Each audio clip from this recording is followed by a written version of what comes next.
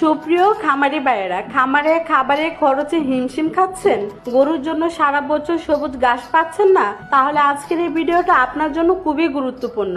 আজ আমরা জানাবো ইন্ডিয়ান হাইব্রিড সরগম সুদান ঘাস কি, কোথায় এর বীজ পাওয়া যায়, কিভাবে সংগ্রহ করবেন এবং কেন এই ঘাস এখন বাংলাদেশের স্মার্ট খামারিদের প্রথম পছন্দ।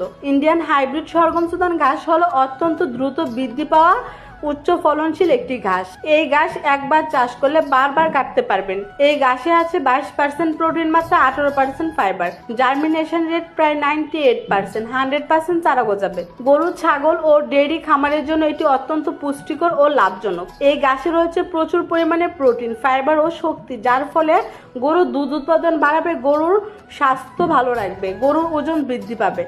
সবচেয়ে বড় সুবিধা হলো বর্ষাকালেও এই ঘাস ভালো টিকে থাকে। অন্যান্য অনেক ঘাস পানিতে নষ্ট হলেও ইন্ডিয়ান হাইব্রিড সরগম সুদান ঘাস তুলনামূলক বেশি পানি সহনশীল। এটা বর্ষার পানিতেও কোনো সমস্যা হয় না, তাই বাংলাদেশের আবহাওয়ার জন্য এটি খুবই উপযোগী। চাষ পদ্ধতিও খুব সহজ। প্রথমে জমি ভালোভাবে চাষ দিয়ে মই দিতে হবে, তারপর লাইনে বা ছিটিয়ে বীজ বপন করতে হবে। সামান্য সেচ ও পরিচর্যা করলেই খুব দ্রুত গাছ বড় হতে শুরু করবে। মাত্র 25 থেকে 30 দিনের মধ্যে প্রথম কাটিং নেওয়া সম্ভব। আর সবচেয়ে মজার বিষয় হলো একবার লাগালে বারবার কাটিং নেওয়া যায়। এই গাছ চাষ করে খামারিরা যেভাবে লাভবান হচ্ছেন, বাজার থেকে অতিরিক্ত খাবার কম কিনতে হচ্ছে, দুধ উৎপাদন বাড়ছে, গরু দ্রুত মোটা তাজা হচ্ছে, খামারের লাভ বাড়ছে, অর্থাৎ কম খরচে বেশি লাভ। আপনি যদি একজন স্মার্ট খামারি হতে চান, তাহলে এখনই ইন্ডিয়ান হাইব্রিড সরগম সুদান ঘাস চাষ শুরু করতে পারেন। কারণ সফল খামারের প্রথম শর্তই হলো নিজের খামারে পুষ্টিকর সবুজ ঘাস উৎপাদন করা। ভিডিওটি ভালো লাগলে লাইক দিন, কমেন্ট করে